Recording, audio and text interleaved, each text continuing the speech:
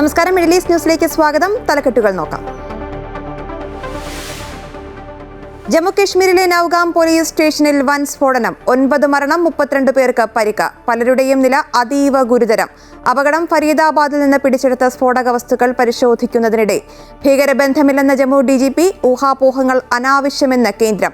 ചെങ്കോട്ട സ്ഫോടനത്തിൽ 2 ഡോക്ടർമാർ കൂടി പിടിയിൽ.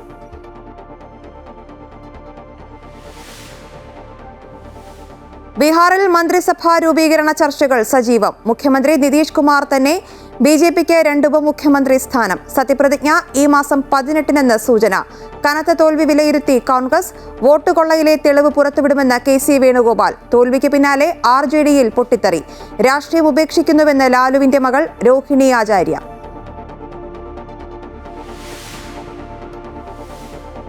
വിവാദങ്ങൾക്കിടെ തിരുവിതാംകൂർ ദേവസ്വം ബോർഡിൽ പുതിയ ഭരണസമിതി ചുമതലയേറ്റു. K. ജയകുമാർ പ്രസിഡന്റായും K. രാജു ബോർഡ് അംഗമായും സത്യപ്രതിജ്ഞ ചെയ്തു. വിശ്വാസികൾക്ക് വേണ്ടി പ്രവർത്തിക്കുന്ന സ്ഥാപനമായി ദേവസ്വം ബോർഡിനെ മാറ്റുമെന്ന് K. ജയകുമാർ. മണ്ഡല മകരവിളക്ക് തീർത്ഥാടനത്തിനായി ശബരിമല നട നാളെ തുറക്കും.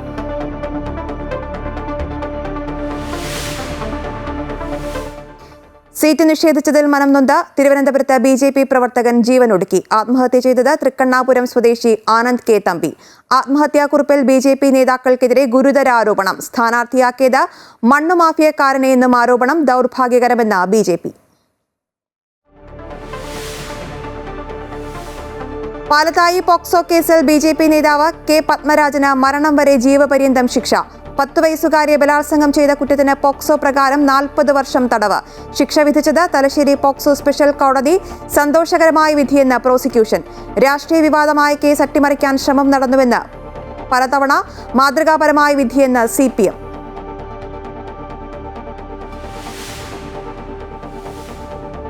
ട്രാഫിക് പിഴകളിൽ 50% ഇളവെന്ന രീതിയിൽ പ്രചരിക്കുന്ന സോഷ്യൽ മീഡിയ സന്ദേശങ്ങളെ അവഗണിക്കണം. മുന്നറിയിപ്പ് നൽകി Dubai roads and transport authority. വെബ്സൈറ്റിന്റെ സുരക്ഷ ഉറപ്പാക്കി മാത്രമേ ഇടപാടുകൾ നടത്താകൂ എന്ന് അധികൃതർ.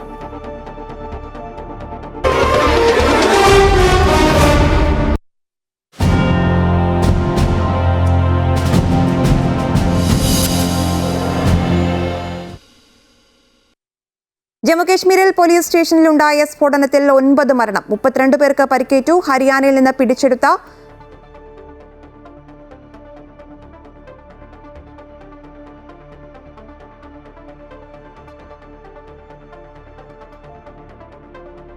അമോണിയം നൈട്രേറ്റ് ഉൾപ്പെടെയുള്ള സ്ഫോടക വസ്തുക്കളിൽ നിന്ന് സാമ്പിൾ ശേഖരിക്കുന്നതിനിടെയായിരുന്നു അപകടം.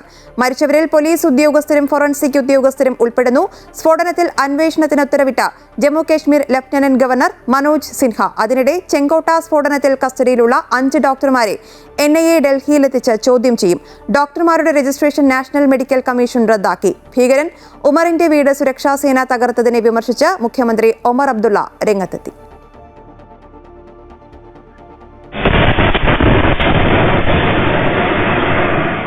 ജമ്മു കാശ്മീരിലെ നൌഗാം പോലീസ് സ്റ്റേഷനിലാണ് രാത്രി 11:23 സ്ഫോടനമുണ്ടായത്. ഹരിയാനയിലെ ഫരീദാബാദിൽ നിന്ന് പിടികൂടിയ വൈറ്റ് കോളർ ടെറർ മോഡ്യൂളുകളായ ആദിൽ അഹമ്മദ്, മുസമ്മിൽ ഷെയ്ഖ് എന്നിവരിൽ നിന്ന് കണ്ടെത്തിയ സ്ഫോടക വസ്തുക്കളുടെ സാമ്പിൾ ശേഖരിക്കുന്നതിനിടയിലാണ് അപകടമുണ്ടായത്. വളരെ വേഗം സ്ഫോടക വസ്തു പൊട്ടിത്തെറിക്കുകയായിരുന്നു. 15 കിലോമീറ്റർ വരെ സ്ഫോടന ശബ്ദം കേട്ടു എന്നാണ് നാട്ടുകാർ പറയുന്നത്.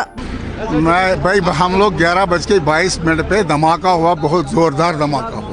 ठीक हो गया, धमाका हुआ, हम लोग पहले डर गए. 15-20 मिनट तो समझने में लगे ये है क्या, एयर बर्स्ट है या कुछ फटा है, क्या हुआ है, जलजला है. പിടിയിലായ ഭീകരരുമായി ബന്ധപ്പെട്ട് നൌഗാം പോലീസ് സ്റ്റേഷനിൽ കേസുണ്ട്. ഈ സാഹചര്യത്തിലാണ് സാമ്പിളുകൾ ശേഖരിച്ച് കൂടുതൽ അന്വേഷണം നടത്താൻ പോലീസ് തീരുമാനിച്ചത്. നിലവിൽ അറസ്റ്റിലായിട്ടുള്ള ഡോക്ടർമാർക്കെതിരെ നേരത്തെ പോലീസ് കേസെടുത്തിരുന്നു.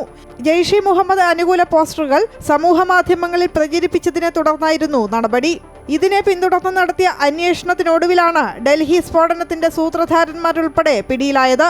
പോലീസ് സംശയിച്ചതിൽ ഉമർ നബി മാത്രമാണ് പിടിയിലാകാനുണ്ടായിരുന്നത്. ഉമർ നബിക്ക് പിന്നാലെ തങ്ങളുണ്ടെന്ന് ജമ്മു കാശ്മീർ പോലീസ് എക്സിൽ കുറിക്കുകയും ചെയ്തിരുന്നു. ഇതോടെയാണ് വളരെ വേഗത്തിൽ സ്വയം ബോംബായി മാറി ഉമർ നബി ചെങ്കോട്ടയിൽ സ്ഫോടനം നടത്തിയത്. സ്ഫോടനത്തിന്റെ പശ്ചാത്തലത്തിൽ ശ്രീനഗറിൽ അതീവ ജാഗ്രത തുടരുകയാണ്. CRPF IG ഉൾപ്പെടെയുള്ളവർ സ്ഥലത്തെത്തി വിവരങ്ങൾ ശേഖരിച്ചു. പ്രദേശം നിലവിൽ കേന്ദ്ര സേനകളുടെ നിയന്ത്രണത്തിലാണ്. അമൃത ന്യൂസ്, ന്യൂഡൽഹി. ജമ്മു സ്ഫോടനത്തിൽ അട്ടിമറിയില്ലെന്ന കേന്ദ്ര ആഭ്യന്തര മന്ത്രാലയം ജോയിന്റ് സെക്രട്ടറി പ്രശാന്ത് ലോഖണ്ഡെ. പരിശോധനയ്ക്കിടെയാണ് പൊട്ടിത്തെറിയുണ്ടായതെന്ന് അദ്ദേഹം പറഞ്ഞു. മറ്റു തരത്തിലുള്ള ഊഹാപോഹങ്ങൾ അനാവശ്യമാണെന്നും ജമ്മു കാശ്മീരിന്റെ ചുമതലയുള്ള കേന്ദ്ര ആഭ്യന്തര സെക്രട്ടറി പറഞ്ഞു. നൌഗാം പോലീസാണ് ഭീകരവാദികളെ സംബന്ധിച്ച വിവരങ്ങൾ കണ്ടെത്തിയത്. അതിന്റെ അടിസ്ഥാനത്തിലാണ് അന്വേഷണം ആരംഭിച്ചത്. കൃത്യമായ മാർഗനിർദ്ദേശങ്ങൾ പാലിച്ചാണ് പരിശോധന നടന്നതെന്നും അദ്ദേഹം പറഞ്ഞു. The cause of the accident is being investigated. However, any other speculation into the cause of these incidents are unnecessary. The government stands in solidarity with the families of the deceased in this hour of grief.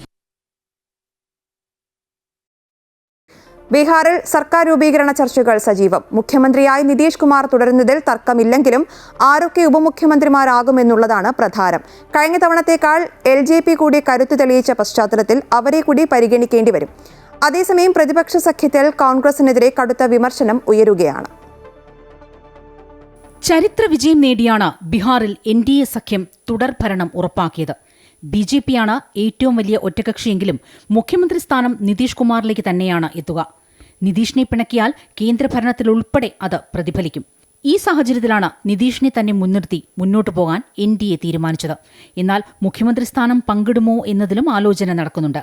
പക്ഷേ തൽക്കാലം അത്തരം ചർച്ചകളിലേക്ക് പോകണ്ട എന്നാണ് BJP-യുടെ തീരുമാനം. അതേസമയം ഘടകകക്ഷികളിൽ ഏറ്റവും കരുത്ത് കാട്ടിയ ചിരാഗ് പാസ്വാന്റെ പാർട്ടിക്ക് അർഹമായ പരിഗണന മന്ത്രിസഭയിലുണ്ടാകും. കൂടുതൽ ഉപമുഖ്യമന്ത്രിമാരോ മന്ത്രിസഭാംഗങ്ങളുടെ എണ്ണമോ ആയിരിക്കും വർദ്ധിപ്പിക്കുക.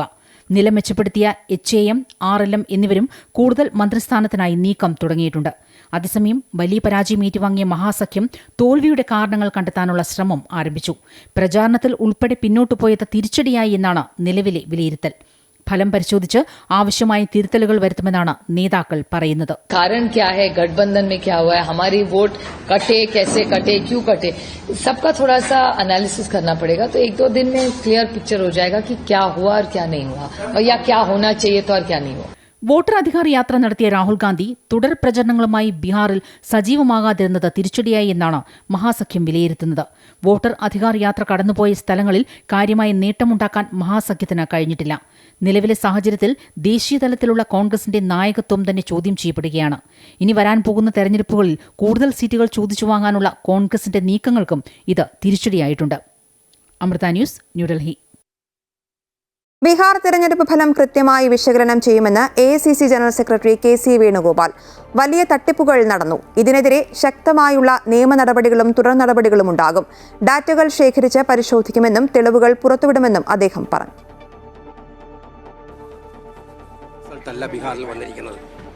ബീഹാറിലെ ജനങ്ങളത് വിശ്വസിക്കുന്നില്ല, പാർട്ടി പ്രവർത്തകർ വിശ്വസിക്കുന്നില്ല, മറ്റു രാഷ്ട്രീയ പാർട്ടികളും അലയൻസ് പാർട്ടിയിലും വിശ്വസിക്കുന്നില്ല. ഇന്നലെ റിസൾട്ട് വന്നത് മുതൽ ഞങ്ങൾക്ക് മനസ്സിലാകാത്ത കാര്യം 90% സ്ട്രൈക്ക് റേറ്റ് ഇന്ത്യൻ രാഷ്ട്രീയത്തിൽ ഒരു രാഷ്ട്രീയ പാർട്ടിക്ക് കിട്ടുന്നത്. നിങ്ങൾ എടുത്തു നോക്കി, 84-ൽ ഇന്ദിരാഗാന്ധിയുടെ മരണശേഷം ഉണ്ടായ ഇലക്ഷനാണ് ഒരു വൺ സൈഡഡ് ഇലക്ഷൻ എന്ന് പറയാവുന്ന ഇലക്ഷൻ ഇന്ത്യയിലുണ്ടായത്. അവിടെ പോലും കോൺഗ്രസിന് 90% സ്ട്രൈക്ക് റേറ്റ് ഇല്ലായിരുന്നു. ഒരു രാഷ്ട്രീയ പാർട്ടിക്കും അവർ മത്സരിച്ച സീറ്റുകളിൽ 90% പേരും ജയിക്കുക എന്ന് പറയുന്നത് അപൂർവങ്ങളിൽ അപൂർവമായിട്ടുള്ള കാര്യമാണ്. SIR-നെതിരെ സുപ്രീം കോടതിയെ സമീപിക്കുമെന്ന് CPM സംസ്ഥാന സെക്രട്ടറി MV ഗോവിന്ദൻ. CPM നിയമപരമായി SIR-ന് എതിരാണ്. പക്ഷേ വോട്ടർ പട്ടിക തയ്യാറാക്കുന്ന പ്രക്രിയയിൽ നിന്ന് പിന്നോട്ടു പോയാൽ കേരളത്തിൽ വലിയ രീതിയിലുള്ള വോട്ട് ചോർച്ചയുണ്ടാകും. തെരഞ്ഞെടുപ്പ് കമ്മീഷൻ ഉപയോഗിച്ച ഒരു കൂട്ടം വോട്ടർമാരെ ബോധപൂർവം നീക്കം ചെയ്യാനുള്ള ശ്രമമാണ് നടക്കുന്നത്. എത്രത്തോളം നിയമയുദ്ധം നടത്താൻ കഴിയുമോ അത്രയും മുന്നോട്ടു പോകുമെന്നും MV ഗോവിന്ദൻ പറഞ്ഞു. വോട്ടർ പട്ടിക നിർമ്മാണത്തിന്റെ ഈ പ്രക്രിയയിൽ SIR-ന്റെ ഭാഗമായി അതിനെതിരായ വിമർശനം ഉന്നയിക്കുകയും കേസിന് പോവുകയും ചെയ്തു എന്നുള്ളതുകൊണ്ട് വോട്ടർ പട്ടിക തയ്യാറാക്കുന്ന പ്രക്രിയയിൽ നിന്ന് പിന്നോട്ടേക്ക് പോയാൽ അത് വലിയ രീതിയിലുള്ള വോട്ട് ചോർച്ചയാണ് കേരളത്തിൽ ഉണ്ടാകുക. അതെല്ലാവരും മനസ്സിലാക്കി ഫലപ്രദമായി ഇടപെടണം എന്നുകൂടിയാണ്.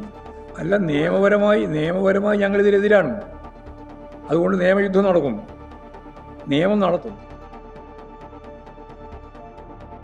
കർണാടകയിലെ വോട്ട് ചോരി ആരോപണത്തിൽ ആദ്യ അറസ്റ്റ് രേഖപ്പെടുത്തി ബംഗാൾ സ്വദേശി ബാപ്പി ആദിയെയാണ് SIT അറസ്റ്റ് ചെയ്തത്. ആലന്ദ് മണ്ഡലത്തിലെ വോട്ടുകൾ കൂട്ടത്തോടെ വെട്ടിമാറ്റിയ കേസിലാണ് അറസ്റ്റ്. BJP നേതാവ് സുഭാഷ് ഗുട്ടേദാറാണ് തട്ടിപ്പിന് കരാർ നൽകിയതെന്നാണ് ദേശീയ മാധ്യമങ്ങൾ റിപ്പോർട്ട് ചെയ്യുന്നത്.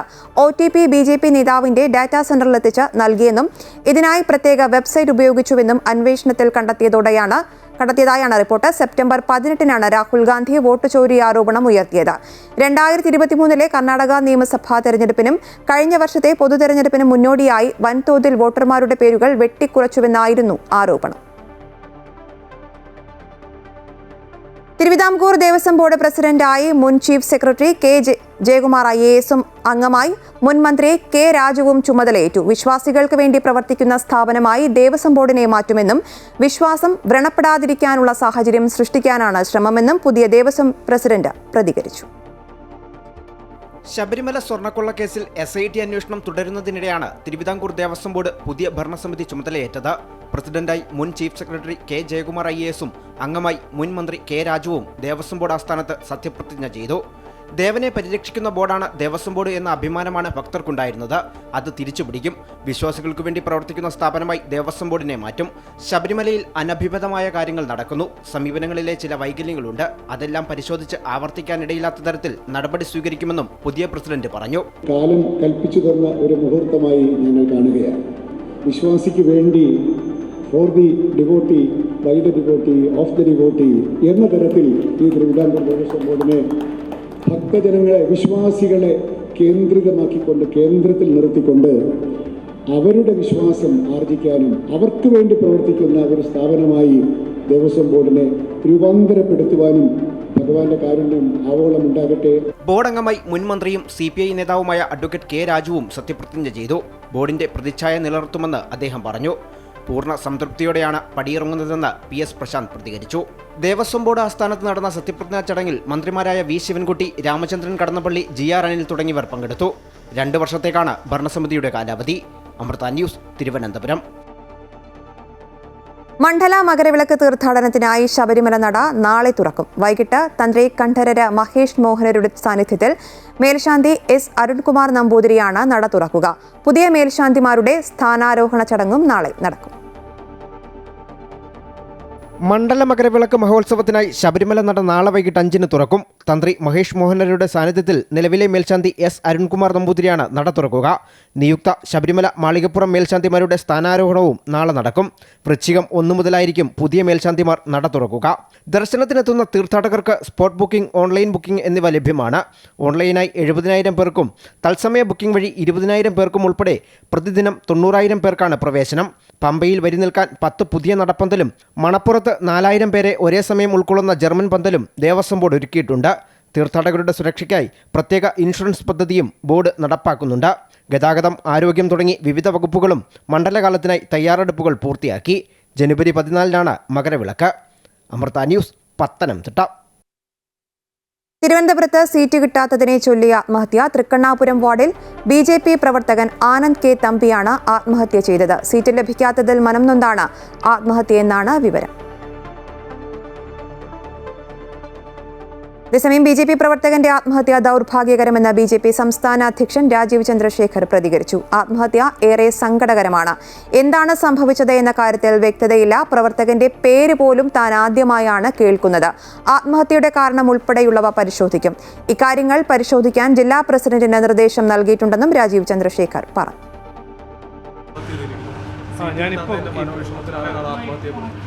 ഞാൻ കേട്ടു, അത് വളരെ സങ്കടമുണ്ടെന്ന് കേൾക്കുമ്പോൾ വിഷമമുണ്ട്. ഞാൻ ജില്ലാ പ്രസിഡന്റിനോട് പറഞ്ഞിട്ടുണ്ട് നോക്കാൻ എന്താണ് ഇതിൻ്റെ ബാക്ക്ഗ്രൗണ്ട്.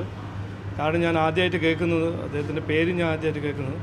അത് വളരെ സങ്കടമുള്ളൊരു പോയിൻ്റാണ്. അത് വളരെ വിഷമമുണ്ട്. പക്ഷേ ജില്ലാ പ്രസിഡന്റ് ഞാൻ സംസാരിച്ചു, കരമന ജയന്തിയോട് സംസാരിച്ചിട്ടുണ്ട്. ഇത് നോക്കട്ടെ, എന്നിട്ട് ഞാൻ നോക്കണം. അദ്ദേഹത്തിൻ്റെ ആത്മഹത്യയെക്കുറിച്ച് വളരെ വൈകാരികമായിട്ടാണ് പ്രത്യേകം ഒരു കാലാവസ്ഥയിൽ BJP നേതാക്കളെ കാണിക്കുന്നത്. ട്രാഫിക് പിഴകളിൽ 50% ഇളവെന്ന രീതിയിൽ പ്രചരിക്കുന്ന സോഷ്യൽ മീഡിയ സന്ദേശങ്ങളെ അവഗണിക്കണമെന്ന് ദുബായ് റോഡ്സ് ആൻഡ് ട്രാൻസ്പോർട്ട് അതോറിറ്റിയുടെ മുന്നറിയിപ്പ്. RTA തോന്നുന്ന രീതിയിൽ സന്ദേശങ്ങളാണ് സമൂഹ മാധ്യമങ്ങളിലൂടെ പ്രചരിക്കുന്നത്. ദുബായിലെ ഒരു താമസക്കാരനാണ് റോഡ്സ് ആൻഡ് ട്രാൻസ്പോർട്ട് അതോറിറ്റിയുടെ ഔദ്യോഗിക എക്സ് പ്ലാറ്റ്ഫോമിലൂടെ വ്യാജ പ്രചാരണം സംബന്ധിച്ച വിവരം ശ്രദ്ധയിൽപ്പെടുത്തുന്നത്. ഇതിനു മറുപടിയായാണ് പ്രചരിക്കുന്നത് വ്യാജ സന്ദേശമാണെന്ന് ദുബായ് RTA വ്യക്തമാക്കിയത്. വെബ്സൈറ്റിന്റെ സുരക്ഷ ഉൾപ്പെടെ ഉറപ്പാക്കി മാത്രമേ ഇടപാടുകൾ നടത്താകൂ എന്ന് അധികൃതർ പൊതുജനങ്ങളെ ഓർമ്മിപ്പിച്ചു. ഡിസംബർ മാസത്തിൽ ദുബായ് വിമാനത്താവളം വഴിയുള്ള യാത്രക്കാരുടെ എണ്ണം ഗണ്യമായി വർദ്ധിക്കുമെന്നതിനാൽ യാത്രക്കാർ കൃത്യമായി പ്ലാൻ ചെയ്യണമെന്ന് എമിറേറ്റ്സ് എയർലൈൻസ് യാത്രക്കാർക്ക് നിർദ്ദേശം നൽകി. ഡിസംബർ മാസം ഏതാണ്ട് മുഴുവനായും UAE-യിലെ വിദ്യാലയങ്ങൾക്ക് അവധിയാണ്. ശൈത്യകാലം ആരംഭിച്ചതിനാൽ ദുബായിലേക്കുള്ള വിനോദസഞ്ചാരികളുടെ വരവും വർദ്ധിച്ചിട്ടുണ്ട്. 25 ലക്ഷം യാത്രക്കാർ ദുബായിലേക്ക് എത്തുമെന്നും ദുബായിൽ നിന്നും 23 ലക്ഷം യാത്രക്കാർ പുറത്തേക്ക് യാത്ര ചെയ്യുമെന്നുമാണ് എമിറേറ്റ്സ് എയർലൈൻസ് കണക്കാക്കുന്നത്. ഡിസംബറിൽ ഏതാണ്ട് 50 ലക്ഷത്തിലേറെ യാത്രക്കാരെയാണ് ദുബായ് രാജ്യാന്തര വിമാനത്താവളം പ്രതീക്ഷിക്കുന്നത്. രാജ്യാന്തര യാത്രക്കാർ കുറഞ്ഞത് 3 മണിക്കൂർ മുൻപെങ്കിലും വിമാനത്താവളത്തിൽ എത്തണമെന്നും എമിറേറ്റ്സ് എയർലൈൻസ് അറിയിച്ചു. കുവൈറ്റിൽ ഫർവാനിയ പ്രദേശത്തെ താമസ സ്ഥലത്ത് ലൈസൻസ് ഇല്ലാതെ പ്രവർത്തിക്കുന്ന ക്ലിനിക്കിൽ നടത്തിയ പരിശോധനയിൽ ഇന്ത്യക്കാരനായ വ്യാജ ഡോക്ടറും ഇയാളുടെ അരികിൽ ചികിത്സ തേടിയെത്തിയ 3 ഇന്ത്യൻ പ്രവാസികളും അറസ്റ്റിലായി. ഇതിനു പുറമെ വ്യാജ ഡോക്ടർക്ക് ആവശ്യമായ മരുന്നുകൾ എത്തിച്ചു നൽകുന്ന 3 ബംഗ്ലാദേശികളെയും സുരക്ഷാ ഉദ്യോഗസ്ഥർ അറസ്റ്റ് ചെയ്തു. സർക്കാർ ആശുപത്രിയിൽ ജോലി ചെയ്യുന്ന ഇവർ ഫാർമസിയിൽ നിന്ന് മോഷ്ടിക്കുന്ന മരുന്നുകൾ വ്യാജ ഡോക്ടർക്ക് വിൽപ്പന നടത്തി വരികയായിരുന്നുവെന്നും അന്വേഷണത്തിൽ കണ്ടെത്തി. 1ാം ഉപപ്രധാനമന്ത്രിയും ആഭ്യന്തരമന്ത്രിയുമായ ഷെയ്ഖ് ഫഹദ് യൂസഫ് സൗദ് അൽ സബാഹിന്റെ നിർദ്ദേശത്തെ തുടർന്ന് നടത്തിയ പരിശോധനയിലാണ് പ്രതികൾ പിടിയിലായത്.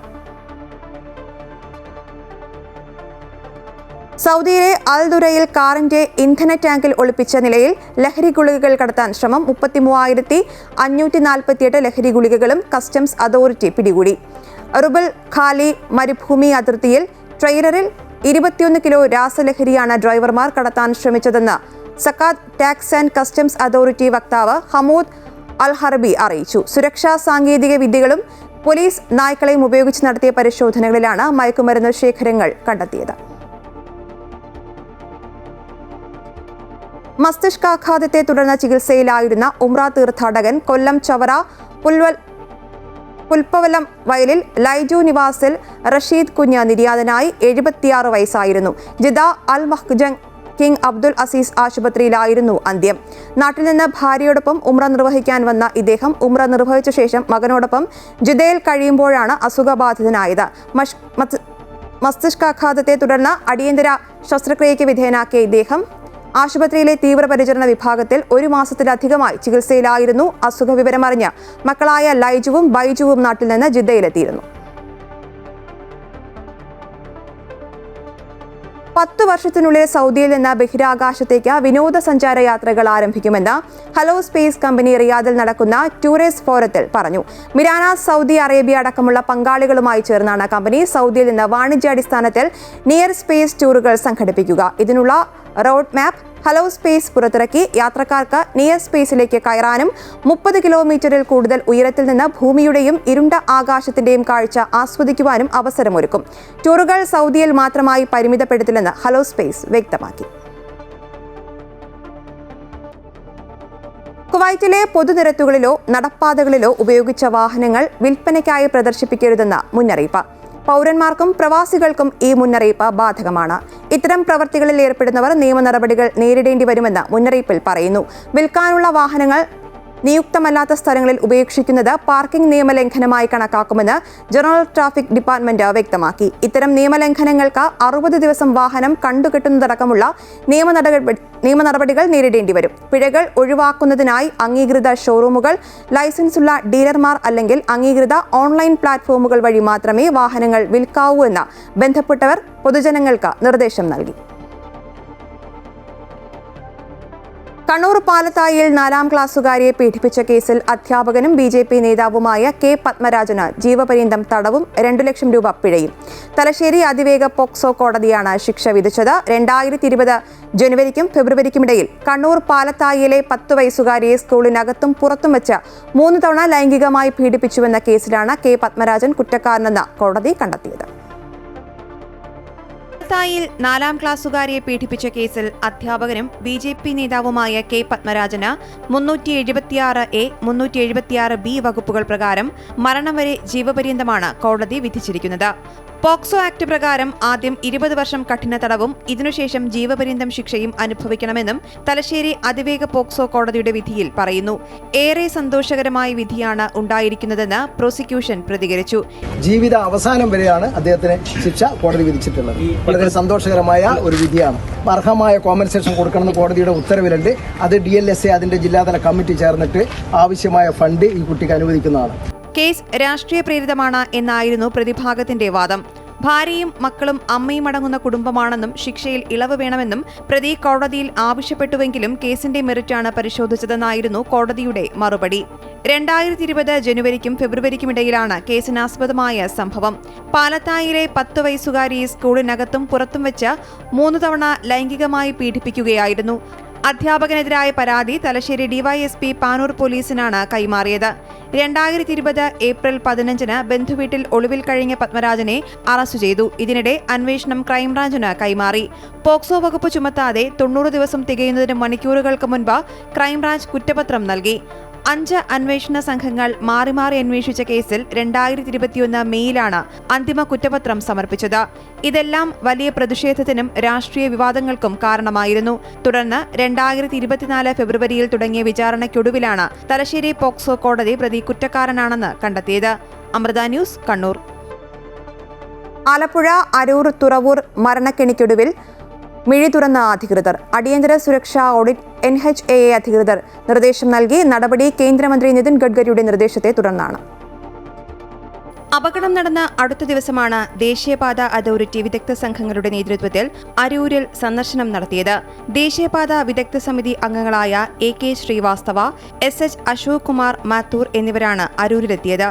ഇവർക്കൊപ്പം NHAA അംഗം വെങ്കിട്ടരമണയും അരൂരിലെത്തിയിരുന്നു. കേന്ദ്രമന്ത്രി നിതിൻ ഗഡ്കരിയുടെ നിർദ്ദേശപ്രകാരമായിരുന്നു സന്ദർശനം.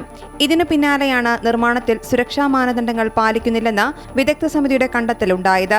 IRC മാനദണ്ഡങ്ങൾ പാലിക്കാതെയാണ് നിർമ്മാണമെന്നും വിദഗ്ധ സംഘം റിപ്പോർട്ട് നൽകിയിരുന്നു. ഇതിനെ തുടർന്നാണ് സുപ്രധാന ഓഡിറ്റിനുള്ള നിർദ്ദേശം. ചട്ടങ്ങൾ പാലിക്കാതെയാണ് നിർമ്മാണമെങ്കിൽ കരാർ കമ്പനിയെ ഒഴിവാക്കാനും നിർദ്ദേശമുണ്ട്. ഉയരപാത നിർമ്മാണവുമായി ബന്ധപ്പെട്ട ഇതുവരെ 50-നോടടുത്ത ആളുകൾ മരണപ്പെട്ടിരുന്നു. ഏറ്റവും ഒടുവിലാണ് ഹരിപ്പാട് സ്വദേശി രാജേഷ് ഗഡർ വീണ് മരണപ്പെട്ടത്. മുൻപും മതിയായ സുരക്ഷ ഒരുക്കാതെയാണ് നിർമ്മാണം നടക്കുന്നത് എന്ന ആക്ഷേപം ഉയർന്നിരുന്നു. നിരവധി പ്രതിഷേധങ്ങളും സമരങ്ങളും ഇതിന്റെ ഭാഗമായി നാട്ടുകാർ ഉയർത്തിയിരുന്നു. എന്നാൽ 50ഓളം മരണങ്ങൾക്ക് ശേഷമാണ് അധികൃതർ വിഷയത്തിൽ കണ്ണു തുറക്കുന്നത്. Amrita news, Alappuzha.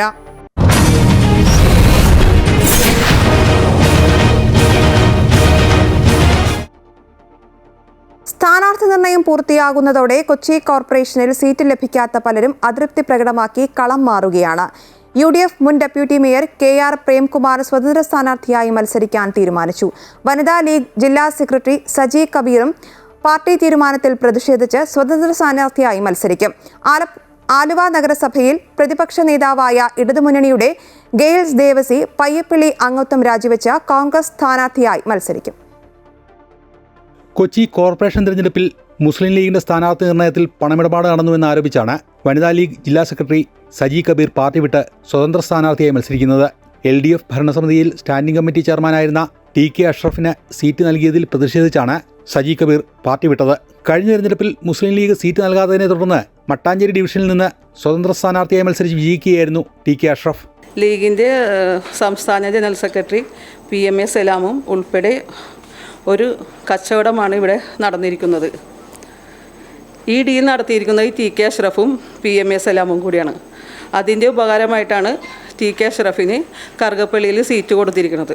Standing committee ചെയർമാനായിട്ട് LDFന് പിന്തുണ കൊടുത്തിട്ട് 5 വർഷം LDFൻ്റെ കൂടെയായിരുന്നു അങ്ങേര്. പെട്ടെന്നാണ് ഇപ്പം ഇത്, കാരണം ഭരണത്തിൻ്റെ അതനുസരിച്ച് മാറിക്കൊണ്ടിരിക്കുന്നതാണ്.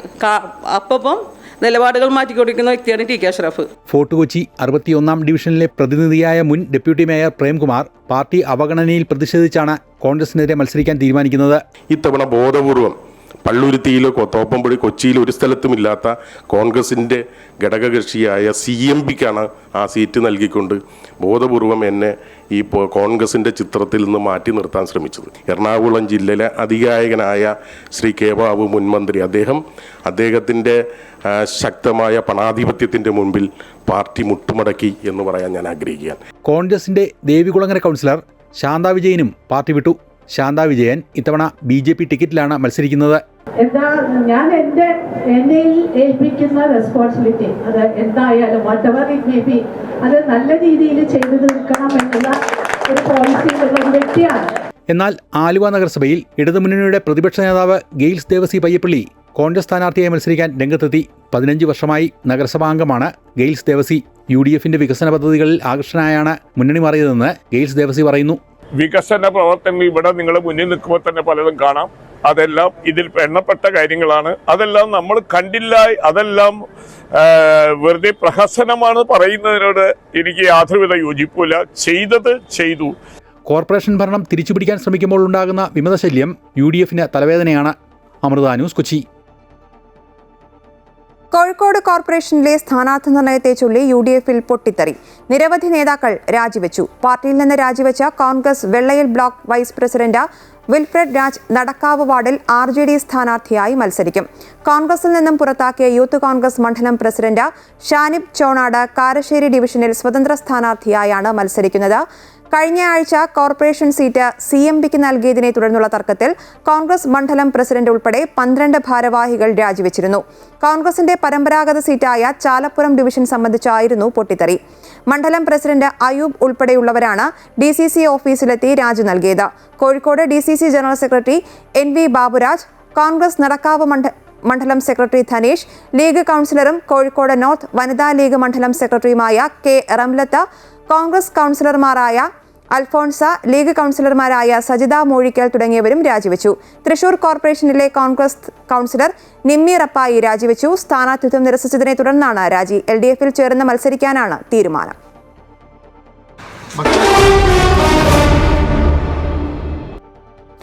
IPLൽ ഏറ്റവും വലിയ താരക്കൈമാറ്റം. രാജസ്ഥാൻ റോയൽസ് താരം സഞ്ജു സാംസൺ ചെന്നൈ സൂപ്പർ കിങ്സിലേക്ക്. 18 കോടി രൂപയ്ക്കാണ് CSK സഞ്ജുവിനെ സ്വന്തമാക്കിയത്. പകരം രവീന്ദ്ര ജഡേജ, സാം കരൺ എന്നിവർ രാജസ്ഥാനിലെത്തി. 2013 സഞ്ജു രാജസ്ഥാൻ റോയൽസിന്റെ ഭാഗമായത്. 14 കോടി രൂപയ്ക്കാണ് ജഡേജ RRന്റെ ഭാഗമാകുന്നത്. 18 കോടി രൂപയായിരുന്നു മുൻപ് ജഡേജയുടെ കരാർ മൂല്യം.